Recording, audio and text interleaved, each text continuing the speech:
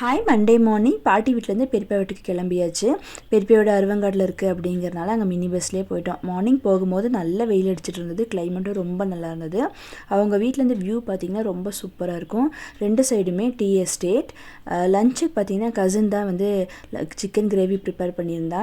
அது கூடவே பார்த்திங்கன்னா குட்டீஸ்க்கு ஃபிஷ் பிடிக்கும் அப்படிங்கிறனால ஃபிஷ் ஃப்ரை, அதுக்கப்புறம் வந்து அண்ணி வந்து சுட சுட ரசம் வச்சுருந்தாங்க.